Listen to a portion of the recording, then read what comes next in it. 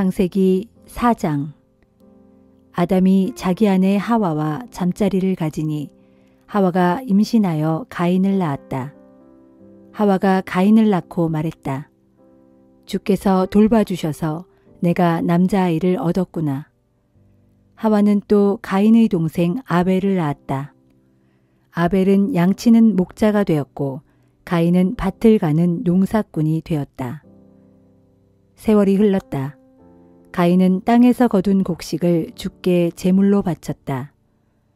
아벨도 자기 양의 첫 새끼를 잡아 그중 가장 기름진 부분을 주께 제물로 바쳤다. 주께서 아벨과 그가 바친 제물을 기쁘게 받으셨다. 그러나 주께서는 가인과 그가 바친 제물은 받지 않으셨다. 가인은 화가 나서 얼굴빛이 달라졌다. 주께서 가인에게 말씀하셨다. 너는 왜 그렇게 화를 내느냐? 어째서 네 얼굴빛이 달라졌느냐? 네 행실이 바르다면 왜 받아들여지지 않았겠느냐? 네가 바르게 행하지 않으면 죄가 문 앞에 도사리고 있다가 너를 집어삼키려 할 것이다. 그러면 죄가 너를 지배하게 될 것이다. 하루는 가인이 동생 아벨에게 말했다. 아벨아, 우리 함께 들판으로 나가자. 두 사람이 함께 들판에 있게 되자 가인이 아벨에게 달려들어 그를 쳐 죽였다. 주께서 가인에게 물으셨다. 가인아, 네 동생 아벨은 어디 있느냐? 가인이 대답했다. 저는 모릅니다. 제가 제 동생을 지키는 사람이라도 됩니까? 주께서 말씀하셨다. 너는 어쩌자고 그런 짓을 저질렀느냐? 내 동생의 피가 땅에서 나에게 울부짖고 있구나. 가인아, 너는 이제 땅의 저주를 받을 것이다. 땅이 입을 벌려 네가 흘리게 한 동생의 피를 받아 마셨다. 그러므로 네가 땅을 갈아도 땅은 네게 소산물을 내지 않을 것이다. 이제 너는 땅에서 정처 없이 헤매는 방랑자 신세가 되리라. 가인이 주께 말하였다. 제게 내리신 벌이 너무나 무겁습니다. 주께서 이 몸을 땅에 붙어 살지 못하도록 내모시니 저는 얼굴을 들고 다니지 못할 것입니다. 저는 정처 없이 땅 위를 헤매는 방랑자 신세가 될 것이고 그렇게 되면 저를 만나는 사람들마다 모두 저를 죽이려고 할 것입니다. 주께서 말씀하셨다. 그렇게 되지 않도록 해주겠다. 너를 죽이려는 사람은 7배로 벌을 받을 것이다. 주께서 가인의 몸에 표시를 해주셨고 그래서 누가 가인을 만나더라도 그를 죽이지 못하게 해주셨다. 가인은 주님 앞을 떠나 에덴 동편의 놋 땅에서 살았다. 가인이 아내와 잠자리를 가지니 아내가 임신하여 에녹을 낳았다. 가인이 성을 세우고 자기 아들의 이름을 따서 그 성을 에녹이라 불렀다. 에녹은 이랏을 낳고 이랏은 무후야엘을 낳았다. 무후야엘은 무두사엘을 낳고 무두사엘은 라멕을 낳았다. 라멕에게는 두 아내 아다와 실라가 있었다. 아다는 야발을 낳았다. 야발은 장막을 치고 살았는데 가축을 치는 사람들의 조상이 되었다. 야발의 아우는 유발이었다.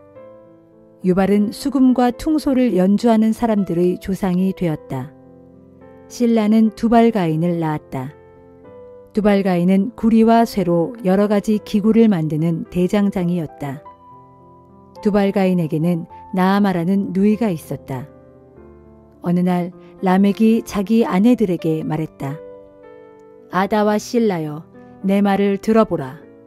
라멕의 아내들인 그대들이여, 내 말에 귀 기울여라. 나에게 상처를 입힌 한 남자를 내가 죽였다. 또 나를 상하게 한 젊은 녀석도 내가 죽였다. 가인을 해친 자는 7배로 안갚음을 당하지만 나 라멕을 해친 자는 77배로 안갚음을 당할 것이다. 아담이 아내와 다시 잠자리를 가졌다. 하와는 아들을 낳고 그 아들의 이름을 셋이라 불렀다. 하와가 말했다. 하나님께서는 가인에게 죽은 아벨 대신에 나에게 또 다른 자식을 주셨구나. 셋도 아들을 낳고 그 아들의 이름을 에노스라 불렀다. 이때부터 사람들은 비로소 주의 이름을 부르기 시작했다.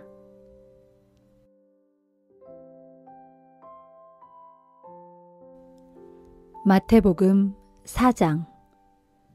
요단강에서 세례를 받으신 후 예수께서는 성령에 이끌려 유대 광야로 나가셔서 마귀에게 시험을 받으셨다. 예수께서 밤낮 40일 동안 금식하시니 배가 무척 고프셨다. 바로 그때 시험하는 자가 예수께 다가와 말하였다. 만일 네가 하나님의 아들이라면 이 돌들에게 빵이 되라고 명령해 보아라. 예수께서 대답하셨다. 성경에 기록되기를 사람이 빵으로만 사는 것이 아니라 하나님의 입에서 나오는 모든 말씀으로 산다 하였다. 그러자 마귀는 예수를 거룩한 도성으로 데리고 가서 예루살렘 성전 지붕 위에 세워놓고 말하였다.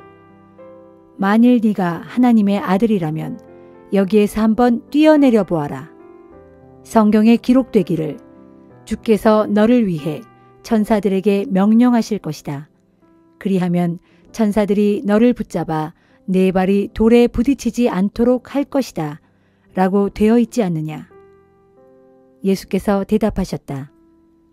성경에 또 기록되기를 주 너의 하나님을 시험하지 말라 하였다.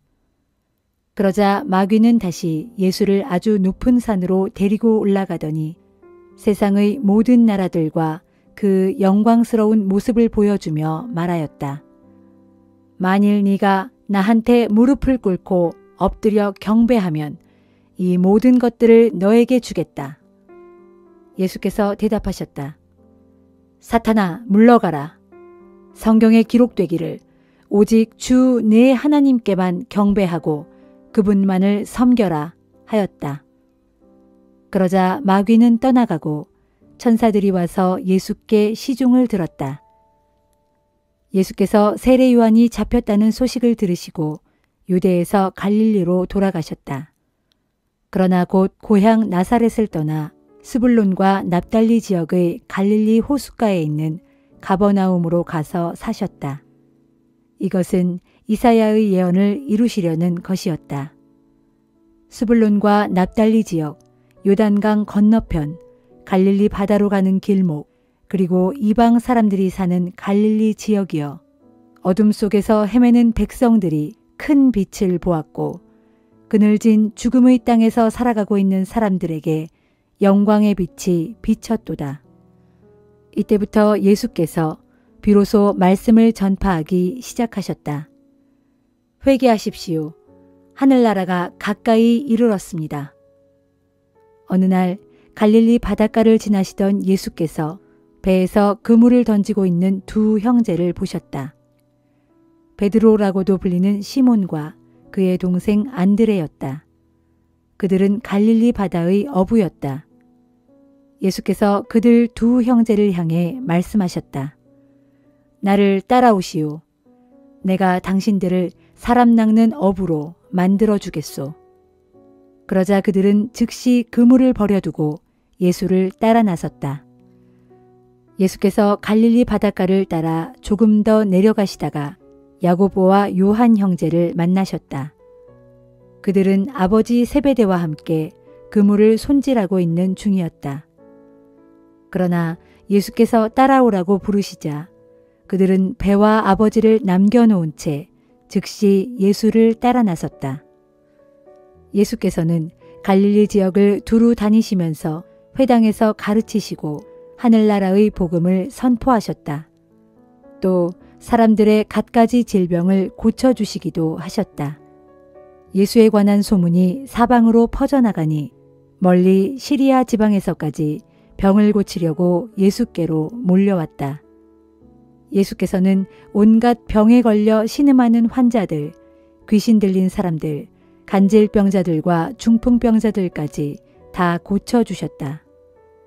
그리하여 갈릴리, 데가볼리, 예루살렘, 유대, 요단강 건너편 지역에서 온 수많은 사람들이 예수를 따랐다.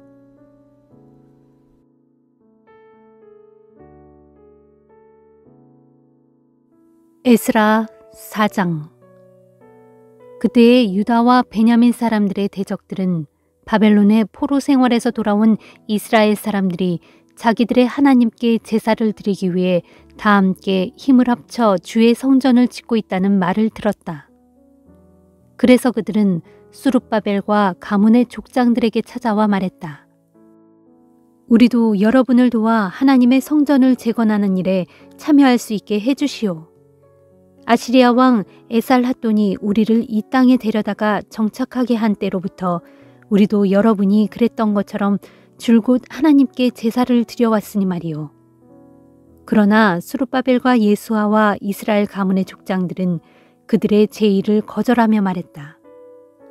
당신들은 하나님의 성전을 짓는 일에 아무런 상관이 없습니다. 페르시아 왕 고레스가 명령한 대로 이스라엘의 하나님을 위해 주의 성전을 짓는 일은 오직 우리만이 해야 할 일이오. 그 말을 듣고 그때부터 그 땅의 대적들은 유다 백성들에게 겁을 주고 그들의 마음을 약하게 하여 성전을 짓지 못하게 방해하였다. 대적들은 페르시아의 관리들을 뇌물로 매수하면서까지 페르시아 왕 고레스의 통치 기간 내내 심지어 페르시아 왕 다리오의 통치 기간에 이르도록 아주 집요하게 성전 공사를 방해하였다. 아하수에로가 페르시아의 왕위에 오르자 대적들은 유다 백성과 예루살렘 주민을 고발하는 상소문을 왕께 올렸다. 또 페르시아 왕 아닥사스다가 다스리던 때에도 비슬람과 미드르닷과 다부엘과 그 밖의 다른 동료 관리들이 아닥사스다 왕에게 상소문을 올렸다. 그 상소문은 아람어로 쓰였고 왕 앞에서 번역되어 읽혀졌다. 사마리아 총독 르훔과 서기관 심세는 예루살렘의 성벽 재건을 중지시키기 위해 예루살렘 주민들을 고발하는 상소문을 다음과 같이 써서 아닥사스닷 왕에게 올렸다. 총독 르훔, 서기관 심세, 총독 관저의 직원들, 디나 사람들, 아바삿 사람들, 다블레 사람들, 아바세 사람들, 아렉 사람들, 바빌로니아 사람들, 수산 사람들, 대해 사람들, 엘람 사람들, 그리고 저 위대한 오스나빨 왕이 유프라테스 강 서쪽 지역에 이주시켰던 민족들 모두가 한 목소리로 폐하께 상소합니다. 그들이 올린 상소문 내용은 이러했다. 아닥사스다 폐하, 유프라테스 강 서쪽의 신하들이 폐하께 아뢰입니다. 왕의 본토를 떠나 저희가 관할하는 예루살렘으로 올라온 유다 사람들이 지금 사악한 반역의 성읍을 쌓고 있습니다. 그들은 무너진 성벽을 다시 쌓아 올리고 기초를 다시 튼튼하게 다지고 있습니다. 폐하께서 아셔야 할 일은 만일 유다 사람들이 지금 예루살렘에 재건하고 있는 그 성읍과 성벽이 완공되면 그들은 더 이상 폐하께 조공이나 세금이나 관세를 바치지 않을 것입니다. 그러면 그것은 왕실의 재원에 큰 손실을 끼치게 될 것입니다. 저희는 폐하께 충성을 맹세하고 왕궁의 녹을 먹는 폐하의 신하들이기 때문에 폐하의 명예가 손상되는 것을 보고서 가만히 있을 수가 없으므로 이렇게 폐하께 사실을 아뢰는 것입니다. 그러므로 폐하께서는 선왕들의 궁중 기록을 한번 살펴보십시오. 그러면 이 성읍이 언제든지 반항과 폭동을 일삼아 왔으며 뭇 왕들과 지방 관리들에게 항상 골칫거리였다는 것을 금방 확인하시게 될 것입니다. 이와 같이 이 성읍은 옛날부터 반역의 성읍이었습니다. 이 성읍이 멸망하게 된 것도 바로 그런 이유 때문이었습니다. 아울러 저희는 폐하께 이 말씀도 드리지 않을 수 없습니다. 곧 이 성읍이 다시 건설되고 성벽까지 재건되면 유프라테스 강 서쪽의 온 지역이 폐하의 통치권에서 벗어나게 될 것이라는 사실입니다. 그러자 페르시아 왕 아닥사스다는 이런 회답을 보냈다. 총독 르훔과 서기관 심세, 그리고 사마리아와 유프라테스강 서쪽의 전 지역에서 근무하는 관리들에게 보낸다. 먼저 그대들의 평안을 빈다. 그대들이 나에게 보낸 상소문은 페르시아 말로 번역되어 내 앞에서 낭독되었다. 내가 그 상소문의 내용을 듣고 명령을 내려 역대 궁중 기록을 조사해보니 과연 그 성읍은 옛날부터 끊임없이 우리의 왕들에게 반역하고 소란과 폭동이 그치지 않았던 지역임이 밝혀졌다. 한때는 그 성읍 예루살렘에서 강력한 왕들이 출현하여 유프라테스강 서쪽 전 지역을 통치하고 그 지역의 주민들에게서 조공과 세금과 관세를 거두어 들이기도 하였다. 그러므로 그대들은 그곳 예루살렘 주민들에게 명령을 내려 당장 성벽 재건 공사를 중단시켜라. 이후에 내가 다시 명령을 내리기 전까지는 그 성읍이 재건되는 일이 없게 하라. 그대들은 이 일을 소홀히 다루지 말고 착오 없이 수행하여 페르시아 왕실에 어떤 손실도 끼치는 일이 없도록 하라. 이와 같은 아닥사스다 왕의 회답을 읽자마자 총독 르훔과 서기관 심세 및 그의 동료 관리들은 즉각 예루살렘으로 달려가서 유다 사람들의 성읍 재건 공사를 강제로 중단시켰다. 그리하여 예루살렘에 있는 하나님의 성전을 짓는 공사는 페르시아 왕 다리오 2년에 이르기까지 오랜 기간 동안 중단된 채로 있었다.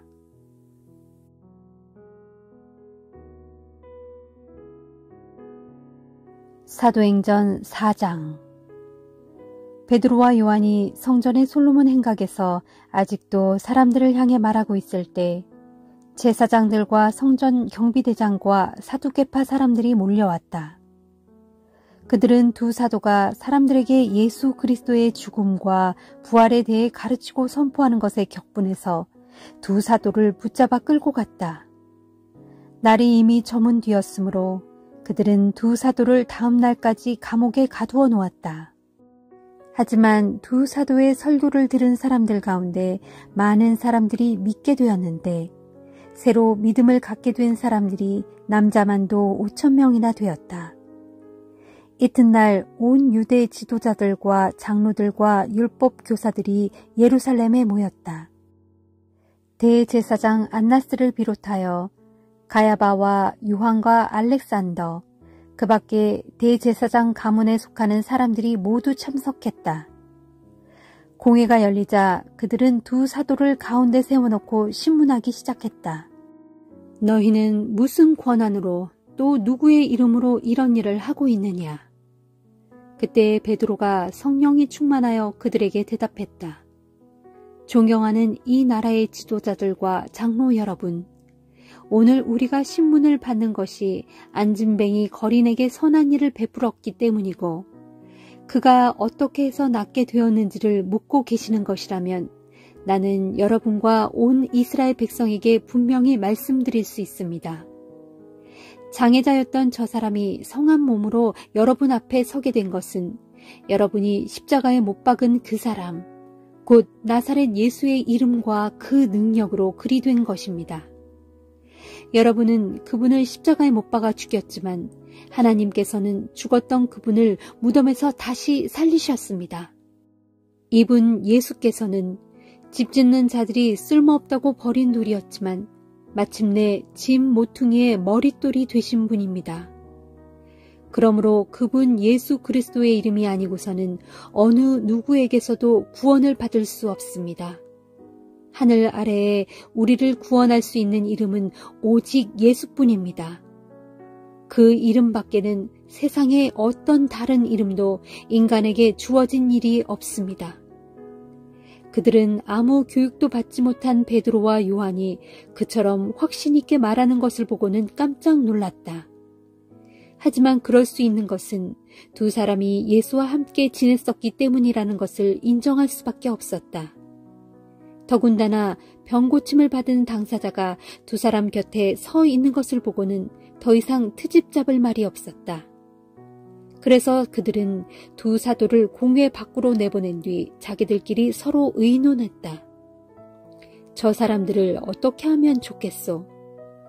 그들이 큰 기적을 행한 사실을 예루살렘에 사는 사람들이 모두 알고 있고 우리도 그것을 부정할 수만은 없소. 어쨌든 이 일이 백성들 사이에 더 퍼져나가지 않도록 막으려면 이 사람들에게 더 이상 예수의 이름으로 말하지 않도록 엄중히 경고해 두어야겠소.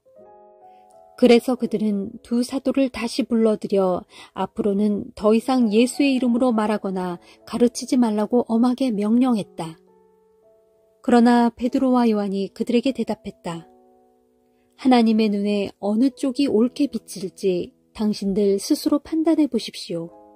하나님께 복종하는 것입니까? 아니면 당신들에게 복종하는 것입니까? 누가 뭐래도 우리는 우리가 보고 들은 것을 말하지 않을 수 없습니다. 때에 온 백성들이 안진뱅이를 고친 놀라운 사건을 보고 하나님께 영광을 돌리고 있었으므로 그들을 두 사도를 처벌할 방도가 없었다. 그래서 그들은 두 사도를 더 심하게 위협만 하고서는 풀어주었다. 한편 두 사도가 베푼 기적으로 병이 나은 그 사람은 40살이 넘은 사람이었다. 베드로와 요한은 풀려나자마자 곧바로 자기 동료들에게 돌아가 대제사장들과 장로들이 자기들에게 한 말을 모두 들려주었다. 두 사도의 말을 듣고 신자들은 다 함께 소리 높여 하나님께 기도를 드렸다. 하늘과 땅과 바다와 그 안에 있는 모든 것들을 창조하신 주님, 주님께서는 아득한 옛날 주님의 종이며 저희의 조상인 다윗의 입을 통해 성령의 힘으로 이렇게 말씀하셨습니다. 나라들마다 어찌하여 시끄러운가? 민족들마다 어찌하여 군대를 모으고 있는가? 세상의 왕들이 일어나고 통치자들이 함께 모여 주께 대항하고 주님께서 기름 부으신 이에게 대항하는구나. 그렇습니다. 정말로 분봉왕 헤롯과 총독 본디오 빌라도가 한패가 되어 주님께서 기름 부으신 주님의 거룩한 종 예수를 거슬러 음모를 꾸미려고 이방 사람들과 이스라엘 백성들을 이 성에서 함께 만났습니다. 사실 그들은 주님께서 주님의 권능과 뜻으로 미리 정하여 두신 그 일을 행한 것입니다. 주님, 이제 그들의 위협 앞에 놓인 저희를 내려다보시고 주님의 종들이 담대하게 주님의 말씀을 전할 수 있게 해 주소서. 주님의 손을 뻗으시어 주님의 거룩한 종 예수 그리스도의 이름으로 병을 고쳐주시고 기적과 놀라운 일들을 이룰 수 있게 해주소서. 기도가 끝나자 신자들이 모여있던 곳이 크게 흔들렸다. 그들은 모두 성령으로 충만해져서 하나님의 말씀을 담대하고 힘차게 전하였다. 믿는 사람들은 모두 한마음 한뜻이 되었다. 어느 누구도 자기 소유를 자기 것이라고 주장하지 않았고 자신들이 가진 것을 모두 내놓고 다 함께 공동으로 사용했다. 사도들은 큰 권능으로 주 예수의 부활을 확신 있게 증거하였고 사람들은 모두 풍성한 은혜를 받았다. 신자들 가운데 생활에 쪼들리는 사람은 아무도 없었다. 그것은 땅이나 집을 가진 사람들이 그것을 판 후에 그 돈을 가져와서 사도들의 발 앞에 내어놓는 경우가 적지 않았고 그러면 사도들은 그 돈을 필요한 사람들에게 나누어 주었기 때문이다. 당시 키프로스 섬 출신으로 레위 지파에 속하는 요셉이라는 사람이 있었고 사도들은 그를 바나바라고 불렀는데 바나바는 위로의 아들이란 뜻이다. 그 사람이 자기 소유의 밭을 팔아서 그 마련한 돈을 가져다가 필요한 사람들에게 나누어 주라고 사도들의 발 앞에 내놓았다.